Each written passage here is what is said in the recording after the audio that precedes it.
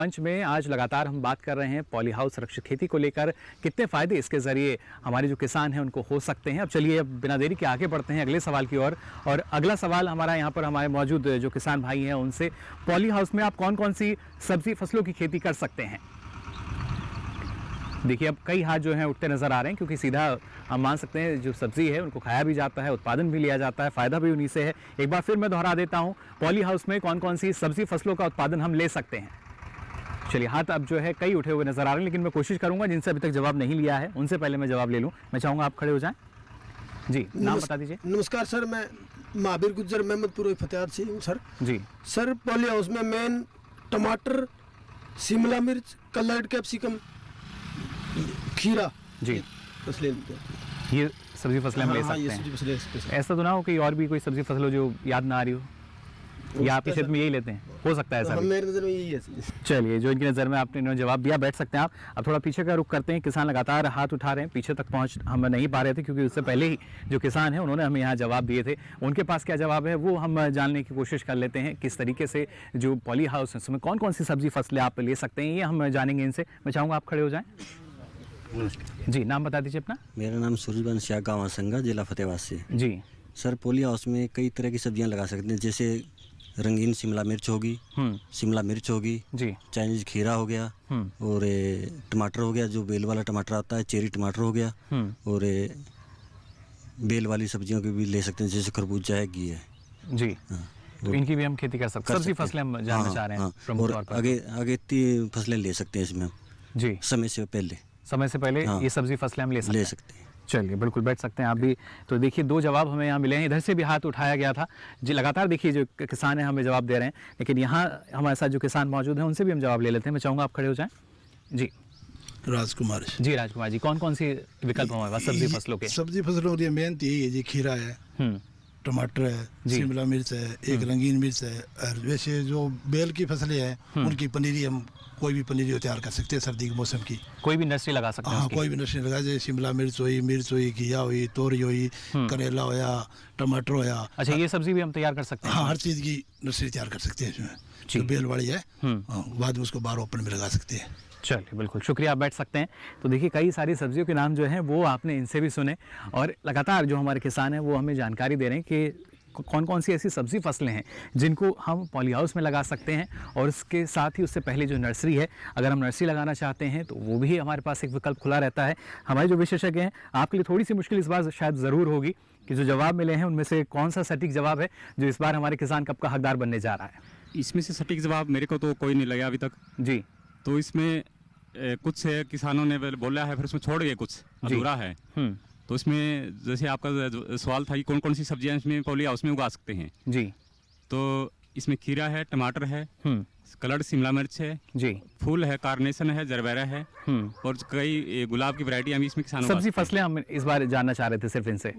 सब्जी फसलों में फिर जवाब ठीक है किसान का। अगर सब्जी फसलों में अकेली बात करें तो जी, खीरा, टमाटर, कलर्ड शिमला मिर्च जी, पहले वाले किसान का जवाब सही था। इसमें जो सबसे पहले जवाब मिला यानी हमें, वो आपको लगता है सबसे सही सटीक जवाब ये था। जैसे किसानों ने और भी बोला, हाँ, बेल वाली सब्जियां। जी, बेल वाली सब्जियां इसमें नहीं होगी। बेल वाली सब्जियों में क्या है, क्रॉस पॉलिनेशन की जरूरत होती है, तो उसमें पॉलिनेशन में दिक्कत आएगी, नहीं होगी जी। तो खीरा, टमाटर, शिमला मिर्च, ये 3 फसलें हमारे किसान भाई ले रहे हैं, और हम भी किसानों को यही प्रेफर करते हैं कि आप ये 3 फसलें इसमें लगाएं। जी, उसके लिए नर्सरी जो है वो तैयार कर सकते हैं बेल वाली सब्जी की। किसान का ये कहना था कि जो बेल वाली सब्जी उसकी नर्सरी हम तैयार करेंगे। नर्सरियाँ किसान कोई भी नर्सरियाँ हैं जो लगानी है, जो नर्सरी से सीधी बीज ने उगा के नर्सरी से प्योर तैयार करते हैं जी, तो आप सर्दी की फसलें हैं या गर्मी फसलें हैं उसमें दोनों तरीके तैयार कर सकते हैं जी। चलिए बिल्कुल, तो जो सबसे पहले जवाब मिला आपकी नज़र में वो सही जवाब। चलिए जोरदार तालियां इनके लिए आप बजा दीजिए। जो इनकी तरफ से जवाब आया वो एक सटीक जवाब, और ये बनते हैं किसान कप के हकदार। बहुत बहुत बधाई आपको, बैठ सकते हैं आप। तो यहाँ हमारे जो किसान भाई हैं उन्होंने फिलहाल हमें बताया कि जो सब्ज़ी फसलों की जब हम बात करते हैं कौन कौन सी वो सब्ज़ी फसलें हैं जिनको हम ले सकते हैं। और जो मेरा अगला सवाल है वो उसमें हम जानना चाह रहे हैं कौन से ऐसे फल या फूल हैं जिनकी खेती हम पॉली हाउस में कर सकते हैं। चलिए देखिए पीछे से लगातार जो दो हाथ हैं वो तो हम कहेंगे लगातार उठते हुए नज़र आ रहे हैं। इस बार यहाँ से कुछ शांति है, थोड़ा सा हम जानने की कोशिश करते हैं कुछ जवाब इनके पास हैं या नहीं। मुस्कुराहट इनके चेहरे पर आ रही है। मैं चाहूँगा अगर आप खड़े हो जाएं। जी, नाम बता दीजिए हमें अपना, खड़े होकर बस नाम बता दीजिए।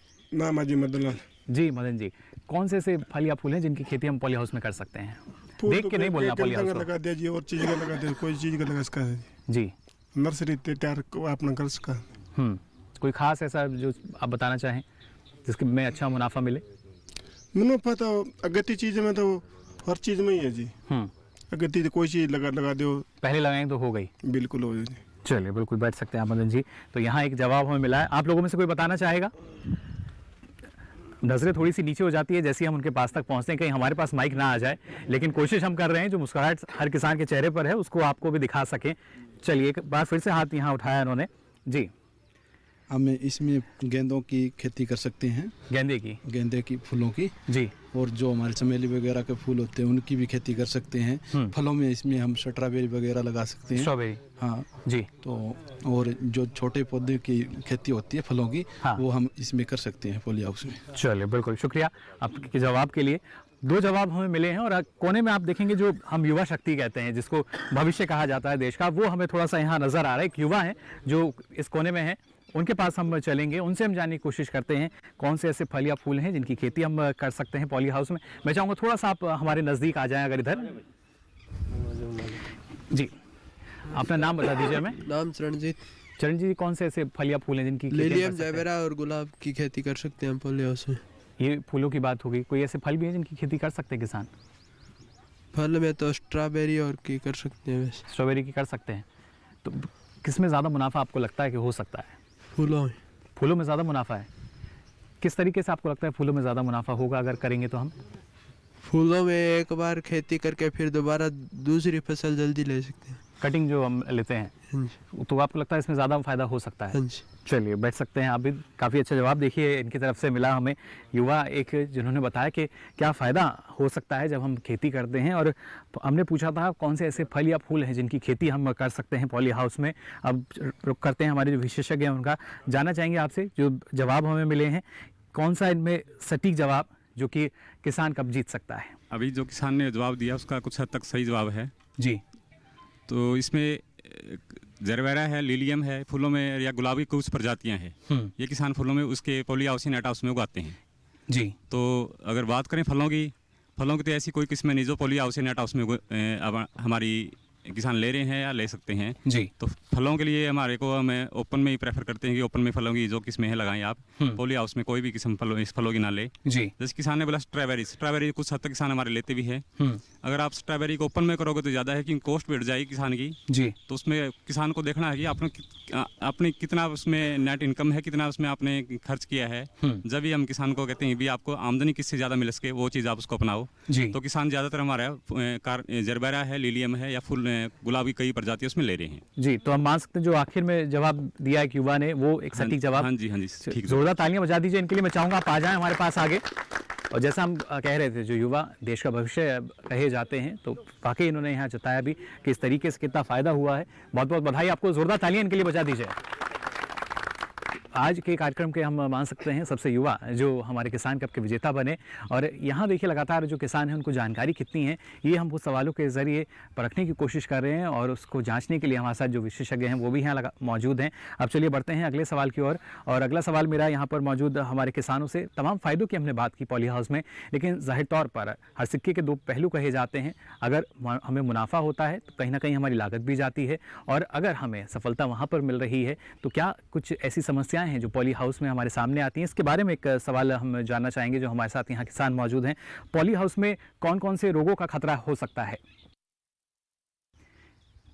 चलिए कोशिश हम कर रहे हैं, लगातार जो अलग अलग हाथ उठते नजर आ रहे हैं उनसे हम जवाब लें, लेकिन और जो किसान हैं सोच में है तब तक थोड़ा सा मौका उनको भी दे देते हैं। आप में से कोई बताना चाहेगा कौन से रोग हैं जो पॉली हाउस में आ सकते हैं? मैं चाहूँगा अगर आप खड़े हो जाएं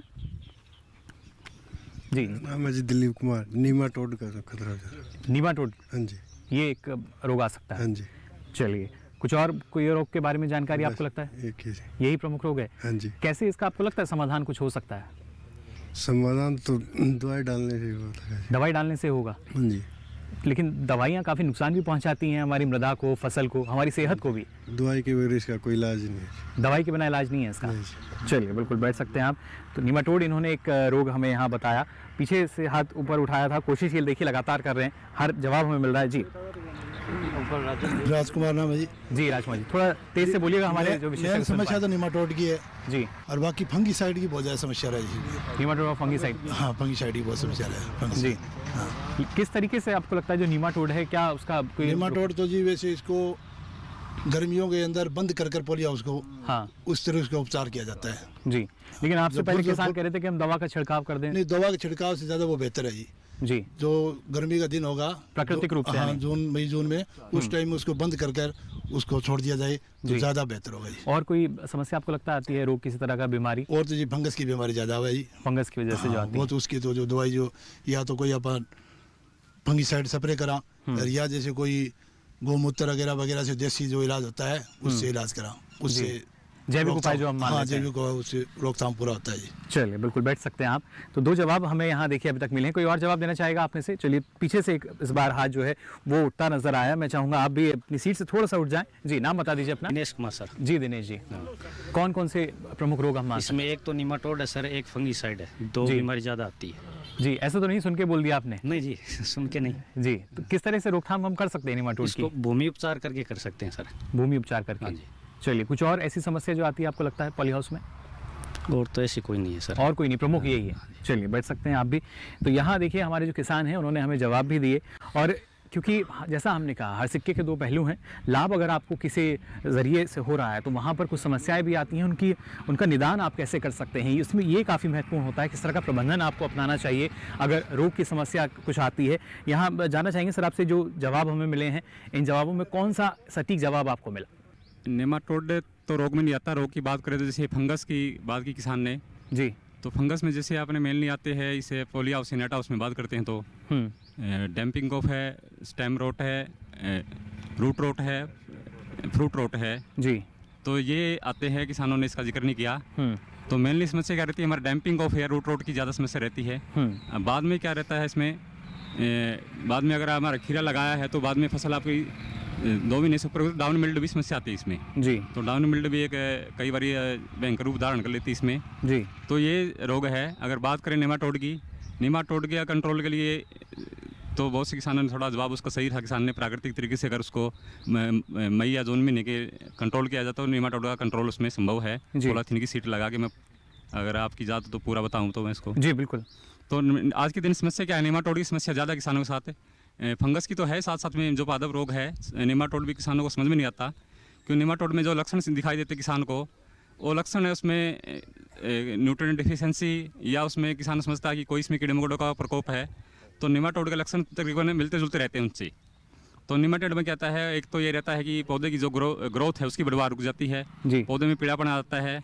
पौधे में क्या है, जो उसने जितने दिन में हाइट लेनी चाहिए थी वो हाइट नहीं ले पाता पौधा, जितनी पैदावार लेनी चाहिए थी वो पैदावार भी पौधा नहीं दे पाता। जी। तो किसान को उसके लक्षण देखने से पता चलेगा। अगर किसान उसमें अच्छी तरीके से प्रिस्क्रिप्शन लिया किसान ने, जब भी देख पाएगा। तो उसमें क्या रहेगा, नेमाटोड की, तो किसान उसको जड़ से नीचे उखाड़ेगा, पौधे को जड़ देखेगा तो जड़ में गांठ बन जाएगी। जी। जड़ों का जो गांठ है, जड़ों का रंग भी उसमें बदल जाएगा।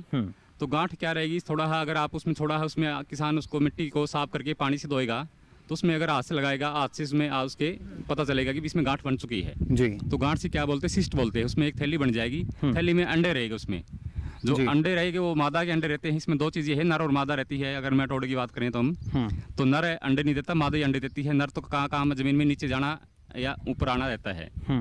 तो जो इसमें किसानों से अनुरोध है कि जो ऊपर की मिट्टी रहती है हमारी, कई बार हम किसानों को बोलते हैं भी, तो ऊपर की मिट्टी में ही हमने 10 से 20 सेंटीमीटर की मिट्टी में ही नेमाटोड रहते हैं।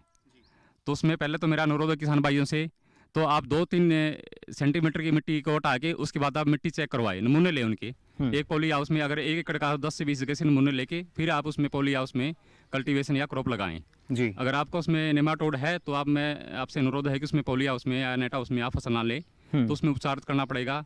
उसमें उपचार के जैसे यहाँ पे जैविक तरीके भी है और केमिकल कंट्रोल भी है। जी। तो अगर जैविक तरीके की बात करें तो जैविक कारगर ज़्यादा है केमिकल की बजाय। केमिकल का कंट्रोल आपको 2-3 महीने का रहेगा। अगर जैविक से कंट्रोल करते हैं तो उसमें आपका पूरी साल फसल में जो नेमाटोड की समस्या नहीं बनी रहेगी। जी। तो मैं रोकथाम की बात करूं तो जैविक तरीके से, तो किसानों से अनुरोध है कि जो पॉली हाउस किसान लगा रहे हैं उसमें कंट्रोल आपका जैविक तरीके से उसका कंट्रोल हो जाएगा। प्राकृतिक तरीके से बात करते हैं तो नेट हाउस में बात करें तो उसमें इतना नहीं कारगर नहीं होगा जितना आपको पॉली हाउस में कंट्रोल होगा। तो उसमें कुछ नेमाटोड आपके नेट हाउस में तो बचेंगे। तो किसान भाई जो भी फसल ले रहे हैं, आप खीरा ले रहे हैं, टमाटर ले रहे हैं या शिमला मिर्च ले रहे हैं, आपने फसल जब ली है तो फसल कटने के बाद आपने क्या करना है, जितनी भी इसमें जड़ें बची है या कोई भी फसल का जो भी अवशेष बचा है उसको वहाँ से अच्छी तरीके से निकाल दो। जी। गहरी जुताई करके उसमें से अच्छी तरीके से उसमें कलेक्ट करके बाहर किसी गड्ढे में दबा के उसको अच्छी तरह से जला दो या दबा दो। या उसके आसपास भी है, अगर आपके पॉली हाउस में कोई भी आपके दूसरे कोई भी खरपतवार है, बाहर है या अंदर है, उनको भी आप जलाओ, निकालो। तो इसमें उसकी क्या बात, आपको इसमें मई के महीने में आपने फसल ले ली है, मई के महीने में 2-3 गहरी जुताई करो आप उसको एक हफ्ता के अंदर तक उसको आप खुला रहने दो जी। उसके बाद क्या करना, आप उसमें आपने हल्की सी सिंचाई करके आप 25 माइक्रोन की सीट लगानी है।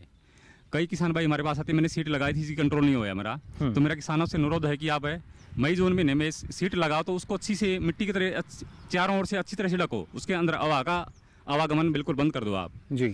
और उसको आप ऐसे 3 से 4 सप्ताह तक उसको लगे रहने दो जी। बिल्कुल सारा आपका पॉली हाउस उसको बिल्कुल अच्छी तरीके से बंद कर दो। उसमें टेम्परेचर है अपना मई जून महीने में, जून के महीने में 45 डिग्री से ऊपर चला गया तो आपकी जितने भी उसमें नेमाटोड के जितने भी बचे हैं सारे खत्म हो जाएंगे। तो ये सावधानी अपनाएंगे तो इसकी समस्या कम हो सकती है। अगर 45 डिग्री से नीचे टेम्परेचर रहेगा तो आपका नेमाटोड बचेगा, अगर 45 से ऊपर चला गया है तो आपका नेमाटोड उसमें नहीं बचेगा। ये अगर ये किसान भाई सावधानी अपनाएंगे तो अगली फसल उसमें अच्छी पैदावार ले सकते हैं जी। बिल्कुल। एक और मैं कहना चाहूँगा किसानों के लिए, जो नेमाटोड के लिए फेवरेबल कंडीशन रहती है अपनी 25 से 35 डिग्री सेंटीग्रेड के आसपास रहती है, तापमान रहता है जी, तो उसमें नेमाटोड ज़्यादा पनपेंगे। अगर 15 बात करें सर्दियों की, अगर तापमान अपना 15 डिग्री सेंटीग्रेड से नीचे चला गया तो क्या उसमें मर जाएंगे। अगर 15 से 30 के बीच में रहेगा तो उसमें क्या है अपने नेमाटोड उसमें भी रहेंगे।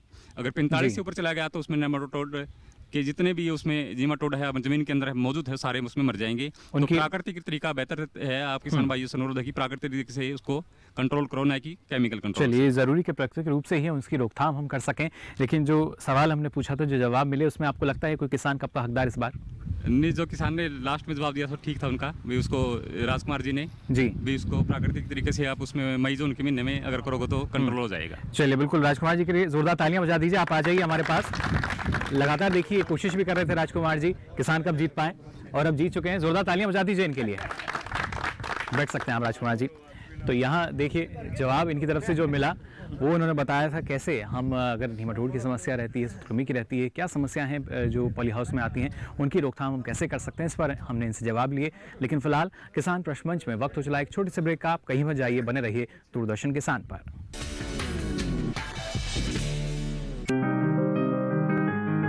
बीमारियों से कैसे बचेगी फसल?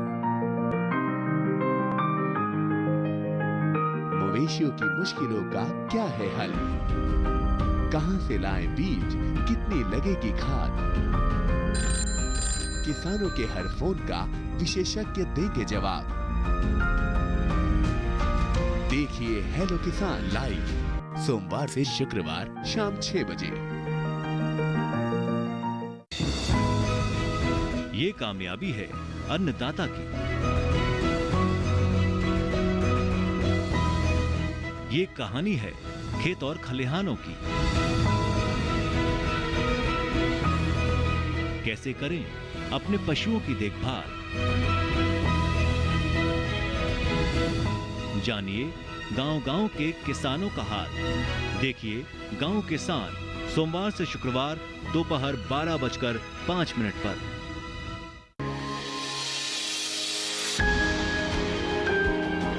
सहेजें कण कण को, सुंदर दे रूप रंग आकार, स्वस्थ जीवन रहे जमीन पर, इंद्रधनुष हो साकार। देखिए प्रकृति की ओर गुरुवार सुबह 9:30 पर।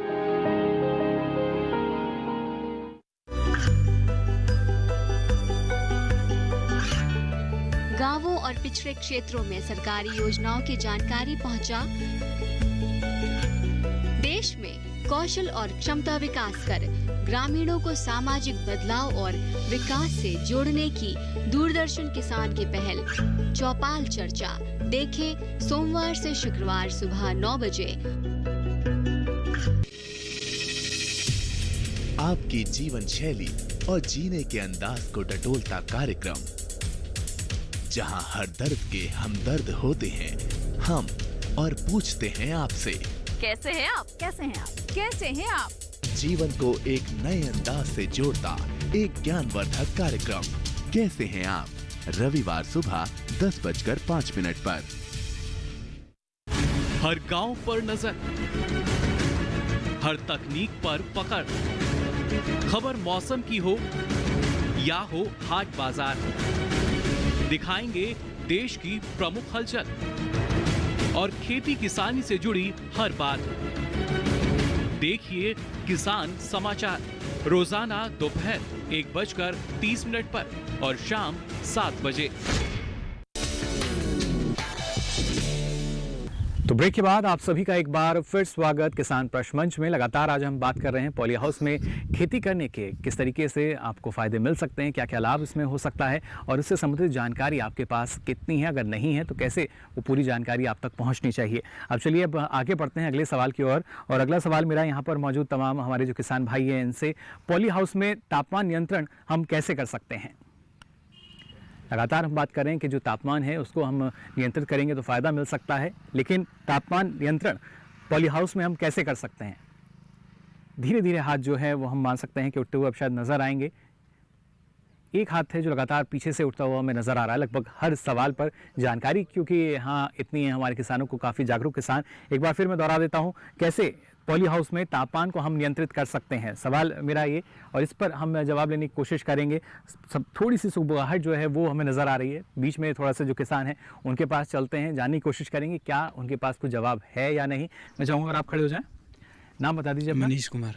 मनीष, क्या कैसे आपको लगता है क्या तापमान नियंत्रित हो सकता है? जी, पहले तो हम एक टेम्परेचर कंट्रोल से कर सकते हैं। जी, कैसे?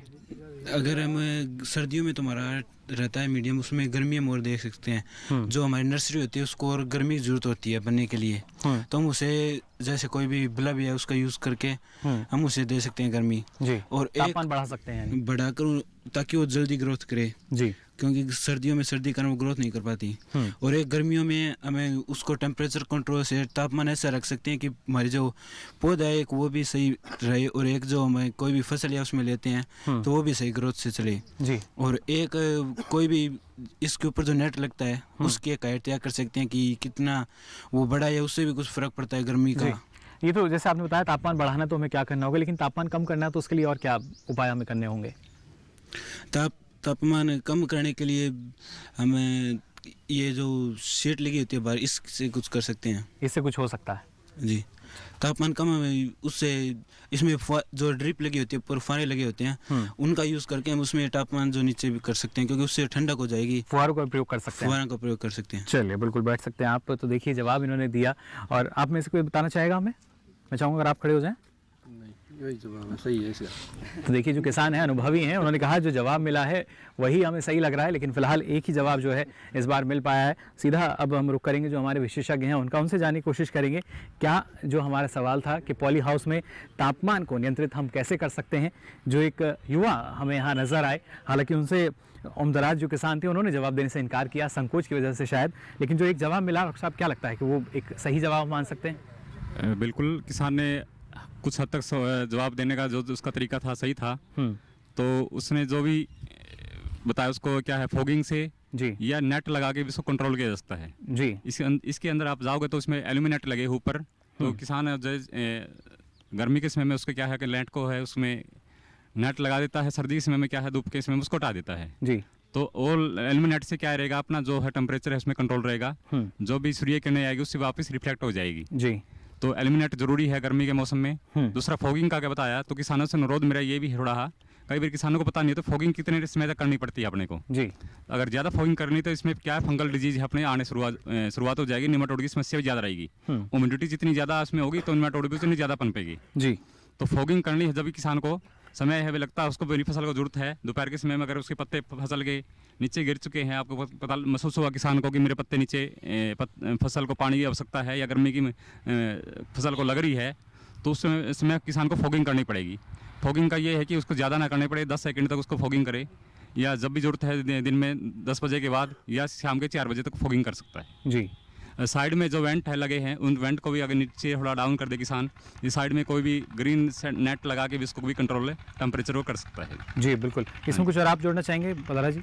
हाँ, इसमें जो डॉक्टर साहब ने बताया काफ़ी हद तक इन लोगों ने कवर किया है कि फॉगिंग का थोड़ा सा सिस्टम हो ताकि दूसरी बीमारियां वगैरह नहीं आए, क्योंकि सब चीज़ें इंटीग्रेटेड है जी। अगर सब चीज़ मैनेज होगी तो प्रोडक्शन हम ज़्यादा ले पाएंगे, अन्यथा अगर कोई चीज़ में एक में कमी होती है तो उस कमी के कारण हम वो उत्पादन नहीं ले पाते जो उत्पादन मिलना चाहिए जी। तो मेरे हिसाब से डॉक्टर साहब ने लगभग सारे पॉइंट कवर किए हैं जी। तो उस हिसाब से हम कंट्रोल कर सकते हैं टेम्परेचर को। और बिल्कुल आपको भी लगता है जो जवाब मिला वो एक हाँ, सटीक बिल्कुल जवाब? बिल्कुल एक यंग चैप ने जवाब दिया है, मेरे हिसाब से वो ठीक है और मेरे हिसाब से वो कप का भी अधिकार है। चलिए बिल्कुल बिल्कुल किसान कप के वो जैसे कहा कि जो उसके असल हकदार हैं वो यही हुआ जिन्होंने जवाब दिया। जो अनुभवी किसान थे उनकी तरफ से जवाब नहीं आया, लेकिन फिर भी एक जवाब जो है वहाँ पर दिया गया। मैं चाहूँगा जोरदार तालियां इनके लिए बजा दीजिए। आप आ जाइए आगे। और यही होता है, देखिए जो हमारे युवा भी हैं उनके पास पूरी जानकारी और उस जानकारी को साझा भी कर रहे हैं। बहुत बहुत बधाई आपको किसान कप जीतने पर। जोरदार तालियां बजा दीजिए इनके लिए भी।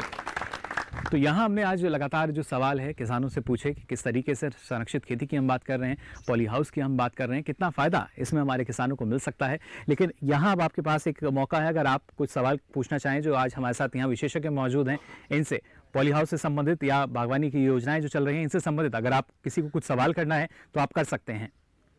जी, आपके पास में हम आ जाते हैं। क्या सवाल है इनका, पहले वो लेते हैं, फिर और भी कुछ किसान हैं उनके सवाल हैं उनको हम साझा करेंगे। जी, मेरा नाम राजकुमार है जी। मेरा सवाल है जी, हम प्याज स्टोर लगाना चाहते हैं जी। उसकी कोई उसकी कोई सुविधा या कोई सब्सिडी वगैरह वगैरह कुछ हो तो सरकार की तरफ से जी कोई हमें नॉलेज दी जाए। चलिए बैठ सकते हैं आप। तो यहाँ एक जो सवाल आया वो हमने यहाँ देखा जी। प्याज के लिए बागवानी विभाग द्वारा स्कीमें किसानों के लिए दी जा रही है, तो उसमें किसानों के लिए 2.5 एकड़ में प्याज होना किसान के पास ज़रूरी है। 87,500 रुपये की सब्सिडी इसको किसान को प्याज भंडारण बनाने पे दी जाती है। तो जो किसान पहले हमारे कार्यालय में अप्लाई करेगा, आवेदन देगा, उसके बाद ही किसान को उसकी जो भी डॉक्यूमेंट्स की ज़रूरत है, जो भी उसमें ज़मीन की फ़र्द है, ज़मीन का नक्शा है, आधार कार्ड है, बैंक अकाउंट की कॉपी है, किसान आवेदन पत्र करके हमारे पास आए। अगर किसान ने 2.5 एकड़ में किसान के प्याज की बिजाई की है तो उसको प्याज भंडारण की स्कीम का लाभ मिलेगा। चलिए बिल्कुल, यानी देखिए 1 एकड़ जो है वो सुनिश्चित यहाँ पर किया गया है और उसके तहत यानी जो किसान है आवेदन भी कर सकते हैं और फिर आर्थिक मदद जो है, क्योंकि अनुदान की जो राशि तय की गई है वो आर्थिक मदद जो है वो किसानों को यहाँ मिल सकेगी। जी, क्या पूछना चाह रहे हैं? मैंने आड़ू और नेक्टिन्स का बाग लगाया हुआ है प्राकृतिक तरीके से, उसमें फ्रूट फ्लाई कंट्रोल का इफेक्टिव कोई तरीका बताएं सर। फ्रूट फ्लाई के लिए तो किसानों से मैं अनुरोध करूँगा कि जी IPM इंटीग्रेटेड पेस्ट मैनेजमेंट के तरीके अपनाएं। जैसे हम किसानों को फेरोमोन ट्रैप देते हैं, सब्सिडी पे देते हैं, 50% सब्सिडी पे बहुत से किसानों ने पिछली बार हमारे से लिए हैं। तो 1 एकड़ में 8 से 10 आप फेरोमोन ट्रैप लगाएं। उसमें फेरोमोन ट्रैप से आपका 90% तक फ्रूट फ्लाई के लिए कंट्रोल होगा। तो जो किसान भाई पिछली बार इस फाइनेंशियल ईयर में किसानों का हमने बहुत से किसानों ने इसका फ़ायदा भी उठाया स्कीम का और किसानों ने लिए है।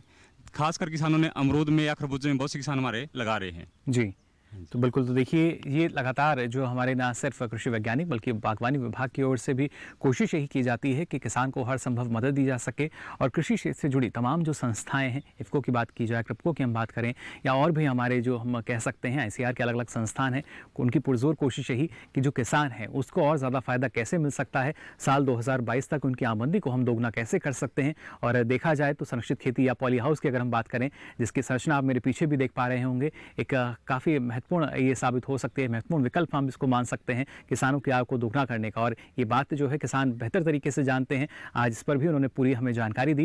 लेकिन फिलहाल अब कार्यक्रम में वक्त हो चला आप सभी से विदा लेने का, लेकिन उससे पहले मैं चाहूँगा एक बार जोरदार तालियां बजाकर आप शुक्रिया करें हमारे आज के विशेषज्ञों को, और जोरदार तालियां आप सभी के लिए भी, इतनी महत्वपूर्ण जानकारी आप सबने हमारे साथ साझा की, हमारे सवालों के जवाब भी दिए।